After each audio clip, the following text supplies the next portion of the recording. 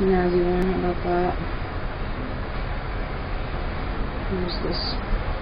Because this fabric you can use for boys or girls. Anyways. So, get yourself a piece of paper. Fold in. And graph paper. My husband's graph paper. It's the only paper in the house. Just get some newspaper or something, I guess. And measure your dog's neck. If your dog's neck is 14 inches, you're only doing half of the pattern, 7 inches. Add an inch so that you have a little bit of leeway to fold fabric over. So you're going to do 8 inches, just for example. Mark it here. I do 4 inches on the side. And then the general rule is you want to do like 1.5 inches more on the bottom, and that gives you that angle. So if you do 7 inches up here, 8 inches up here, do, let's see, I guess when I did mine I did 6 inches. So 7 inches here, and so I went all the way to 8.5 down here, and then it makes that angle, and you end up with just like this. Okay, so get your fabric. It works best if you can do it on a fold, meaning if you can fold your fabric over like this, so you have one continuous piece when you unfold it, rather than, now if you don't have enough fabric to do that, you can measure like an extra 1/2 inch on your pattern and make a seam right in the middle. So I'm going to cut this out super fast. And it doesn't have to be right next to the paper. You can be a little, doesn't really matter. Okay. So now, for big dogs, which I do a lot of big dogs, so if you're going to use interfacing through the whole thing, use a lighter interfacing. I like to use this stiff stuff just because it's doing a good job, basically. If you are using 4 inches, fold your pattern in half. That's the very maximum amount you want, is about 2 inches, or use your scrap pieces. This does not have to be a perfect measurement by any means. I use scrap pieces all the time. Okay, I'm going to take this piece here, I'm going to cut it in half, and I want one more piece right about that big, because, I'll show you why, a little bit more narrow. Okay, watch. Watch. Alright, make sure you keep in mind your shiny sides, because you're really mad if you cut them all on the same side and you have a bunch of pieces you can use.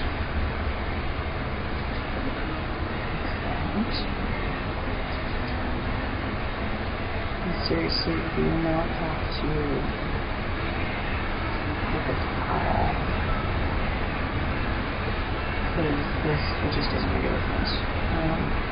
Now, for the middle piece here, if you use interfacing this strip and you do one strip all the way across, when it goes to make a circle around your dog's neck, it looks very awkward and kind of uncomfortable. So I don't recommend doing that. For big dogs, you may want to try interfacing that's really over the ear like this, because we're using a lot more of it. If we make our dogs miserable by the crap we put on them, then they're not going to want to wear it ever. I'm fortunate to have a dog that likes wearing clothes, but if he gets it off by himself, he will tear the crap out of it if he gets a chance, just for fun. Not because he doesn't like to wear it necessarily, but just, haha, look what I got, I think. The iron is down.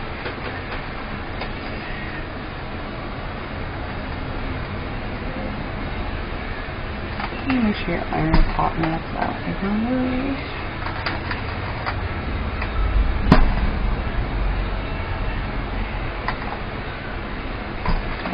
Now, I guess the next step, you're going to be like, why do you have to do that? Which is fine, it's like a whole other step you don't really have to do, but I'm going to tell you what.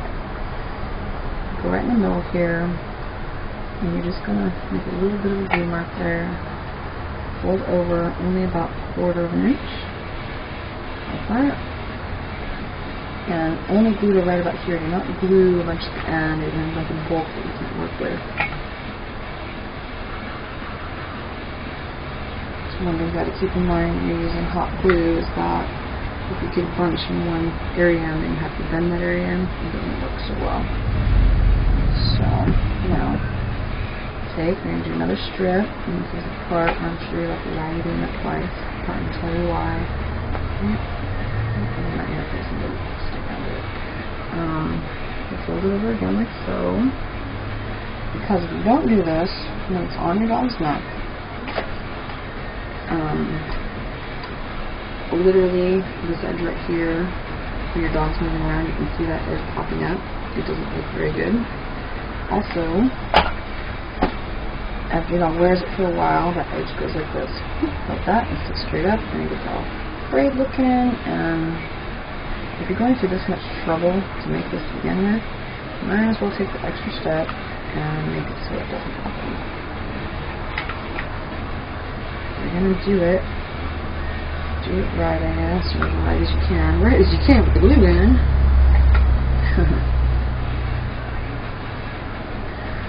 I think it's great people that can sew, but my mother and my grandmother could sew. My mom could still sew really well. She made my wedding dress beautiful. But over the years of watching her sew and watching how frustrated she would get when, after she put all this time and effort into doing something, it didn't turn out exactly the way she needed it to, I just thought, man, that is a lot of effort for that just to mess up like that, and that kind of sucks. So I would rather not get that aggravated. Just put one dot on the edge here, just to tap it down so you can work with it, and one dot on top. I'm going to take this piece and fold it so you just have about 1/4 inch, just like you would if you were sewing, I guess. Whatever line it's called, I don't know what it's called, but fold it over so you don't have to watch it rough edge there, basically. And on this side, so, and fold it over, fold it an inch. So, okay. Now, the bottom, you don't need to do the double on the bottom because you don't see it, and it doesn't flip out. At least I haven't for me so far. When you do the middle, though, remember, however high up you get this part, the rest would have to match. So make sure you'll be able to do a straight line there.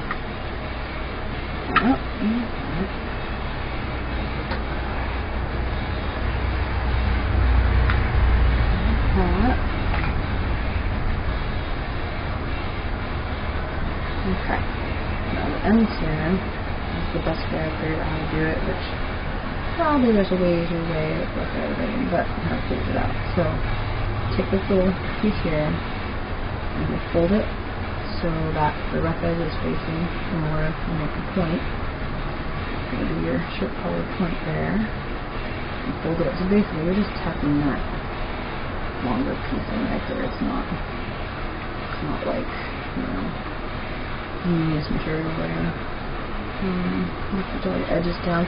This edge will try to pop up a lot, so just go ahead and glue the surrounding pieces down. Ouch. Without your hand, preferably, because that kind of hurts. And so go ahead and tackle this down real quick. Okay. Now, same thing at this end. Put it in. Flip it over. So make sure it's going to be really straight. Like that. And glue it down before it slides to move. Alright, just stick here. Always keep glue sticks with you reaching distance, because if you need one, and you can't let go of what you're doing, it's going to mess it up. It's going to be frustrating. And I only know all this from personal experience, so save yourself trouble. Okay, now You don't need to go glue on a bunch of extra edges down unless you need to. The way I can always tell is if I go like this from the top, I see a bunch of bubbly out pieces that go gluing down, otherwise I would let it be. So there's your basic shirt collar right there. Okay, now, not having this piece of interfacing right here too allows the sides to flip over. So now I'm going to show you how to put a tie with it. You're going to be a lot better off if you actually watch the video that I made on adjustable ties and look one of those first so you can kind of get an idea how it works.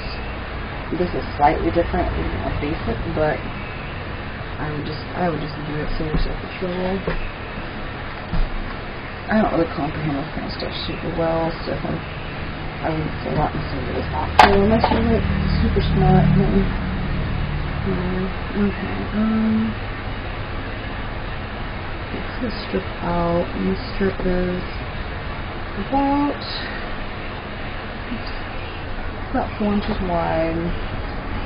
Definitely do not need it to be that long. And 4 inches by about 6 inches. Sounds about right. And if you make a few of these, you'll eventually know what you want, the size you want.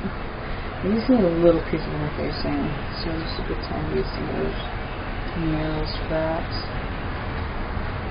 Yeah, little, really, just enough to give it a little weight, really. Okay, so put your interfacing in there.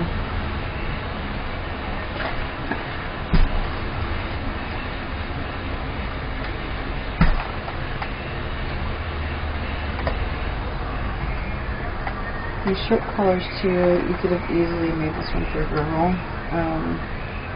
For example, if I was going to do that one for a girl, I get a lot of these little buttons and stuff like that.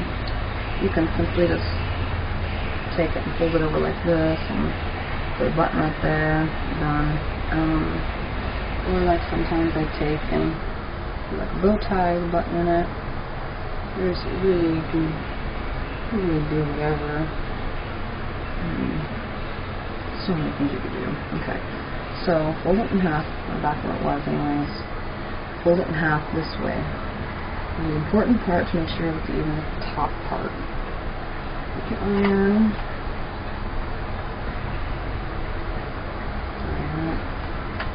Now, keeping it folded in half with the rough side out. Cut your angle, and there's no formula to that, just cut an angle.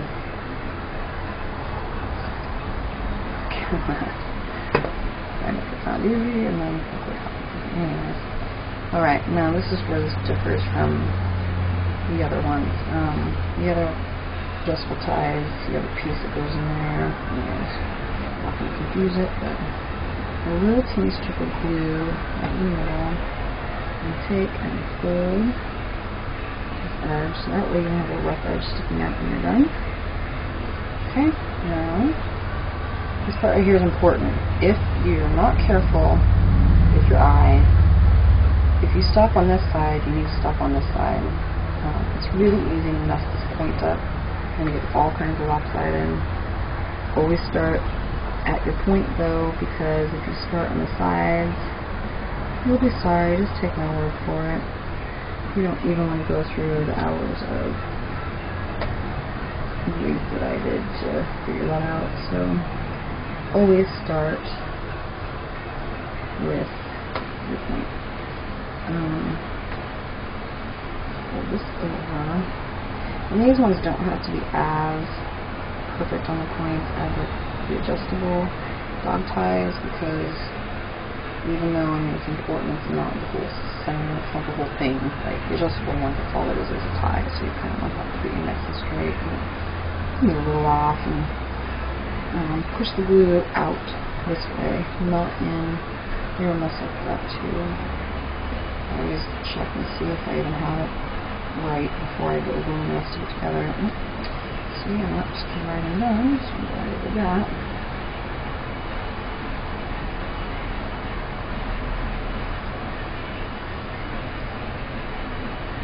if you take too long, put your points together, it just doesn't take your fabric too well. So you clip about it, I guess. Right. So there's that point and that point and that point. Now that point's way over to that side, so okay, one right here and one way over here. So what I'm going to do is this. And this will happen to you. If it doesn't happen to you, you're a freaking genius. That's all I'm going to say about that. So, what I'm going to do is the points are, and I'll take my glue and just move it in a little bit there. That's going to help compensate for that. And I'm going to run this one all the way to the side. You don't want to go clear up the side though, you want to stop with enough at least a finger to go through. Obviously you're going to want to turn it right side in, but you also have another piece that goes with this. So this side would be kind of a bigger opening. I have a hard time turning it anyways. I'll let that dry. I'm going to take one of these pieces, or a piece, whatever. This time with a knot, just like you do with the other video I made for adjustable bob ties. This one is just less important, it's more for definite looks than anything. In the other video it actually serves a purpose. I suppose you could also make like chunky triangle ones that actually looks like a clear knot type of knot mat, whatever. If you're that crafty, go for it. I'm a dog groomer, so I make these for my clients' dogs. So if I get too crafty, I will turn into doing this audience and bring my dogs. So one more strip. This doesn't have to be really anything. I was going to show you how to make it really adjustable in there. So nobody's really going to see this piece, so it doesn't really matter. And I'm very thankful that my husband blew up my ties and whatnot, so I could ask him what piece was supposed to be showing, what pieces weren't. Because really, the first one I made on my own was dumb because the pieces were sticking out that shouldn't have done, and yeah. Anyways, luckily it went on my dog, so. Alright, so get all your points out. If you're having a hard time doing it, do not use your scissors to poke them through. Be sorry. Use glue sticks to work really well. Poke the edges down, that way you can pull them out, or just use your finger. Like so. Now, okay. What you're gonna do is take this piece, put it like that. I use Velcro rounds that are already cut, already pre-done. These are that way you can use long strips and make it more adjustable, but I like these. However, these have this self-adhesive glue stuff, which they claim hold on to anything. If you don't glue these down, your dog is going to have this thing whipped off his neck in about 2 seconds flat. They're not very strong. I don't know what they're talking about. Okay. So, take your tie. Really with this, whichever side looks best. I like to use the inner facing side, but in this case, the other side looks better. So, string it through like this. And lay it down like that. Now, remember on a tie, the top, if this was the tie, this corner right here would be covered up by the tie. So, I'm going to put a little glue on the corner. I'm just going to go lay it right down on the fabric, like that. And now, this side, push this side over so it's squinched up in there. And I'm going to put over there, and the Velcro things, and since I already know this will all go up here, right there, put a Velcro thing, right there, if you have a bunch of overhang glue like this, wipe it off, because otherwise you're going to stick them together and the whole thing's going to glue together and you're not going to get through it. So, that, and don't obviously need all that extra. Put it off. Okay, so while that's drying a little bit, that middle piece, or maybe the middle piece section, maybe I didn't. I thought I did this, maybe not. Oh, I did. Oh well. This is another one. This is for the sliding piece. I know I made one already, but I can't find it, so well. So I have some extra there. I'm going to cut that away because this part is thin. We don't need that much extra.